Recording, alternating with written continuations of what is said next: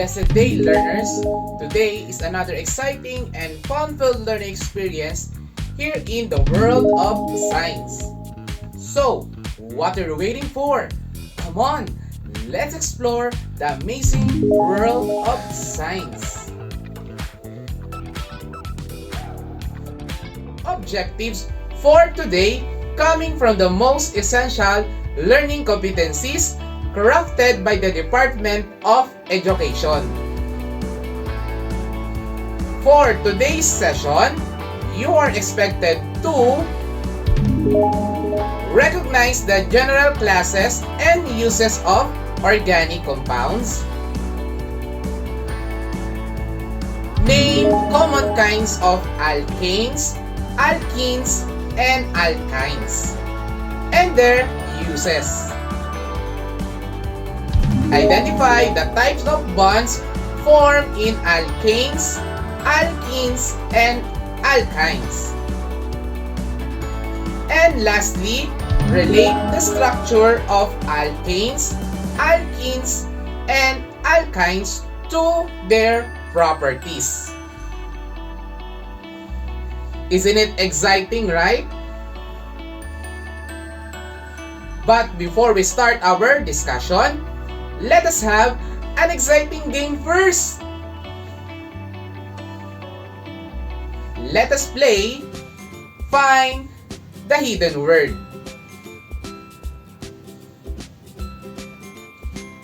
You will find the hidden word out of these given clues.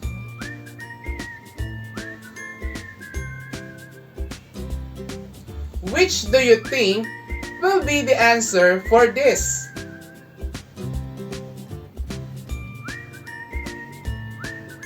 The answer is atom. Did you get the example? Oh, I know you do. Now, it is your turn. You will be given 10 seconds to comment on your answer for each item. This is number 1. The timer starts now.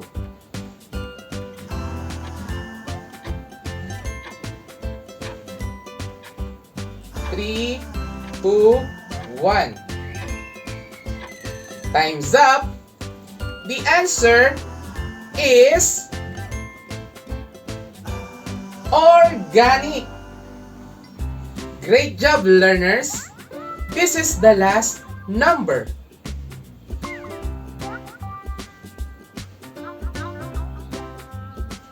The timer starts now.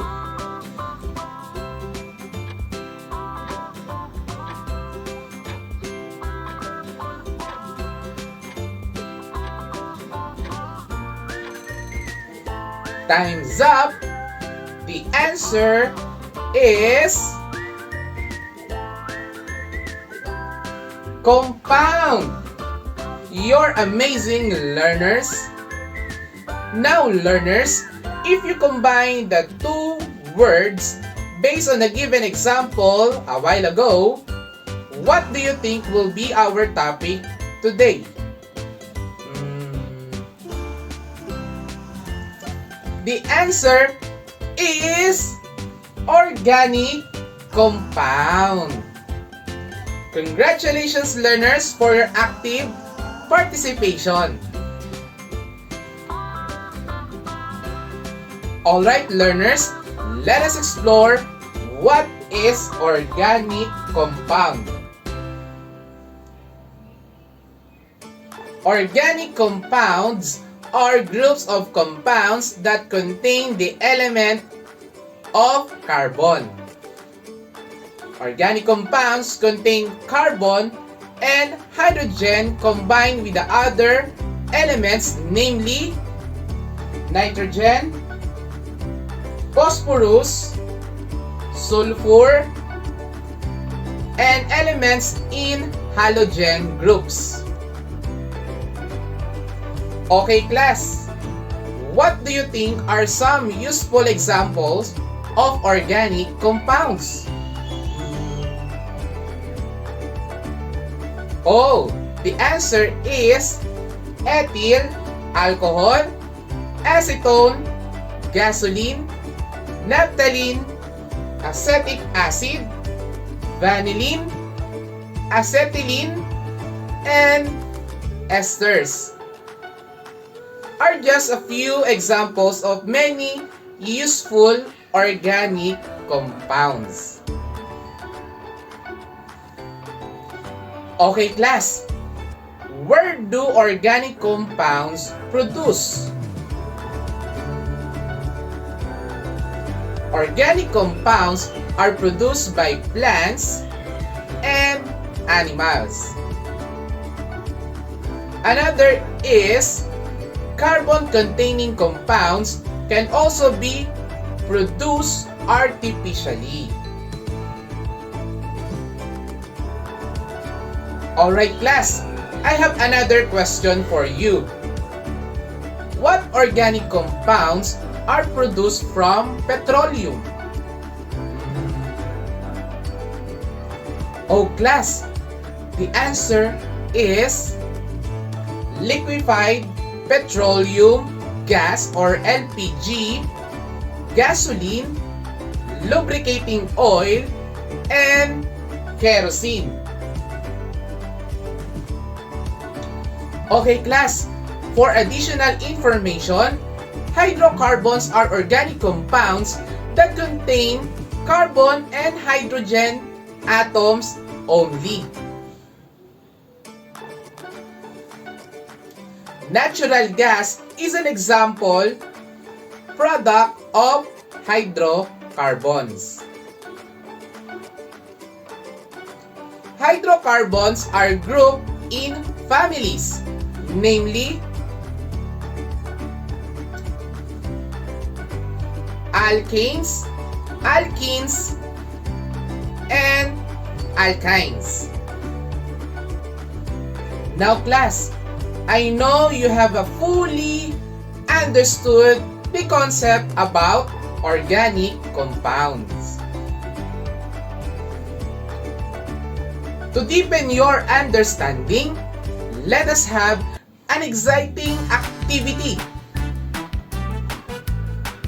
I want you to identify the right usage of the following organic compounds.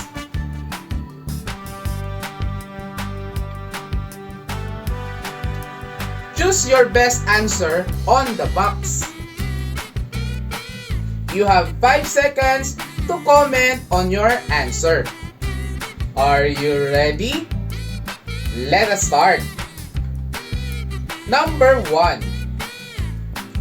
It is used as component of vinegar and can be used to treat fungal infection. You have 5 seconds to comment on your answer. The timer starts now.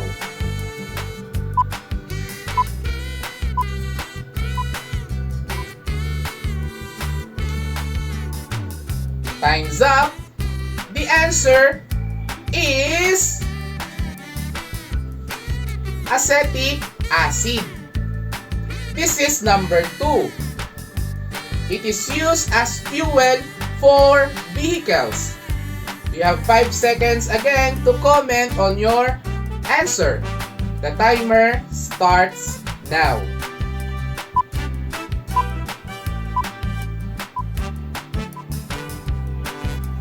Time's up. The answer is gasoline. This is the last number. It is used to remove nail polish. You have 5 seconds to comment on your answer. The timer starts now.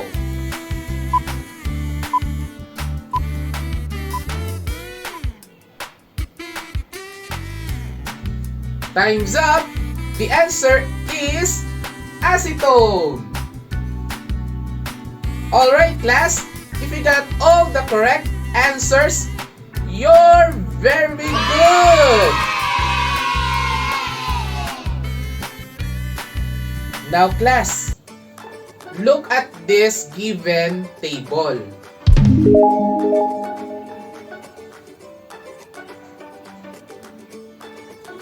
There are 3 tables present which are alkanes for table 1, alkenes for table 2, and alkynes for table 3.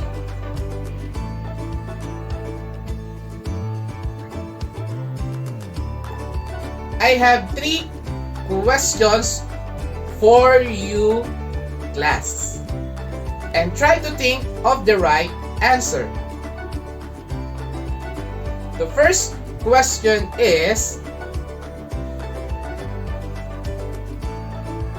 what are the types of bonds present in the alkanes, alkenes, and alkynes?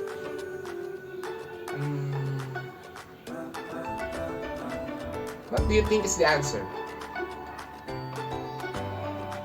Oh, I know, learners, you have your best answer.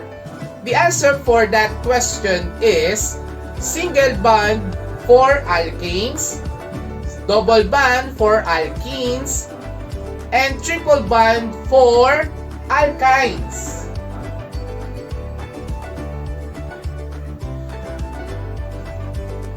Did you get that, class? Oh, I know you do. Now class, for the second question, what pattern do you observe in terms of the base, number of carbon atoms, and boiling point of the alkanes, alkenes, and alkynes?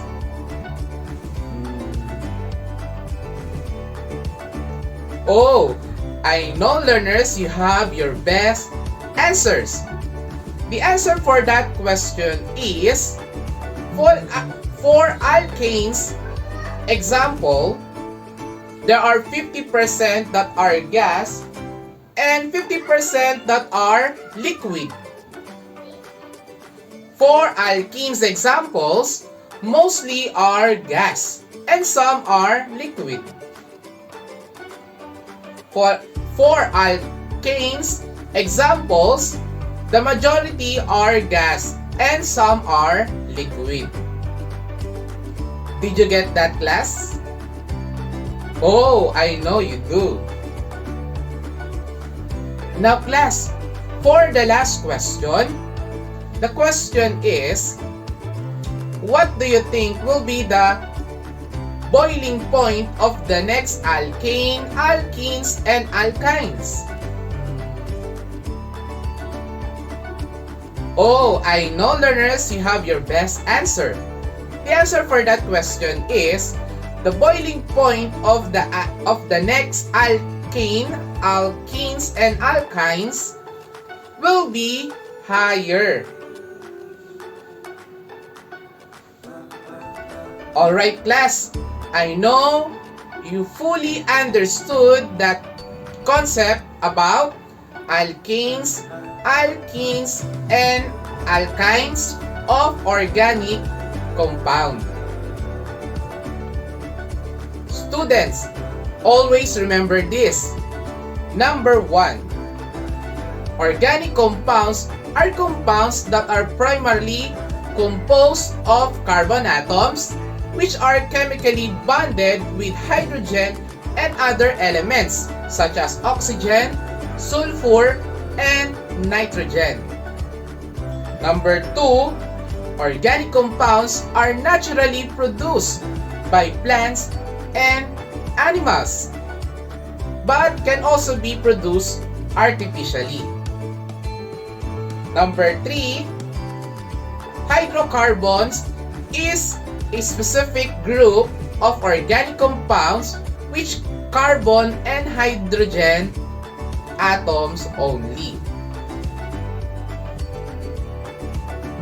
Lastly, alkanes, alkenes, and alkynes are the three basic group of hydrocarbon compounds. Alright class, let us test your understanding by doing this exciting game.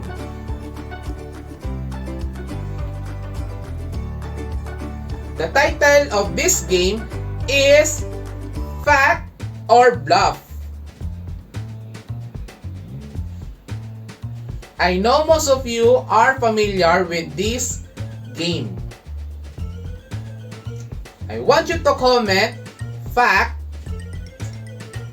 if the statement is true, and bluff if the statement is wrong. You will be given 5 seconds to type your answer in the comment section. Okay, let us start. This is number 1. Hydrocarbon is composed of hydrogen and calcium. Is it fact or bluff? The timer starts now.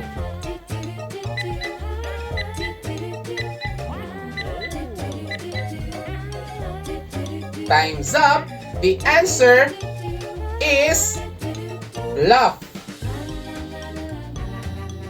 Because it's carbon, not calcium. This is number 2. Alkanes are hydrocarbon compounds that only have single bonds in the compounds. Is it fact or bluff? The timer starts now.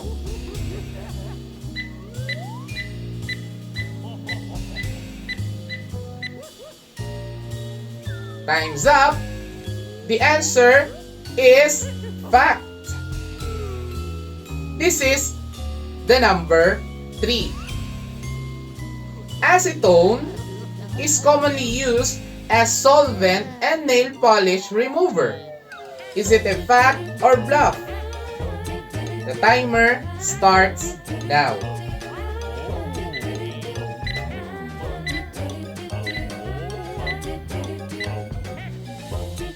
Time's up.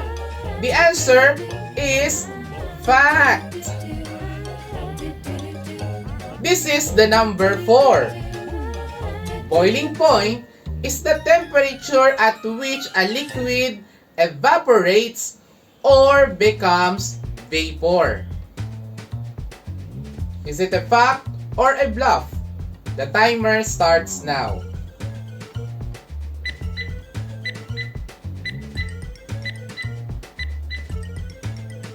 Time's up. The answer is bluff. Evaporation can take place at temperatures below boiling point, since the molecules in the liquid have different energies.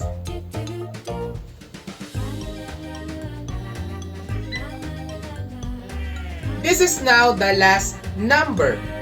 Number 5. Ethene is responsible for the ripening of fruits. Is it a fact or a bluff? The timer starts now.